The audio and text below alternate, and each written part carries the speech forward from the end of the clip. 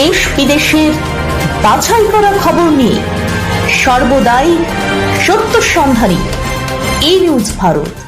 নমস্কার, ই নিউজ ভারতে আপনাদের সকলকে স্বাগত। শুরু করছি ওয়েদার আপডেট। উত্তরবঙ্গের শনিবার থেকে ভারী বৃষ্টির পূর্বাভাস, বাড়বে নদীর জলস্তর, নিচু এলাকায় প্লাবিত হওয়ার আশঙ্কা। অন্যদিকে দক্ষিণবঙ্গে আংশিক মেঘলা আকাশ, বিক্ষিপ্ত বৃষ্টির পূর্বাভাস রয়েছে।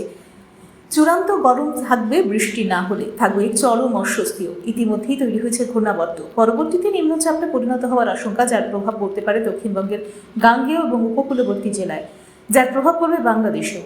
আজ শনিবার এবং কাল রবিবার দক্ষিণবঙ্গে আংশিক মেঘলা আকাশ বা কখনো পরিষ্কার আকাশ, রোদের তেজ থাকবে, সঙ্গে দোসর হবে 100% জলীয় বাষ্প। দক্ষিণবঙ্গের কোনো কোনো জায়গায় অনুভূত তাপমাত্রা 50 ডিগ্রি পর্যন্ত পৌঁছতে পারে।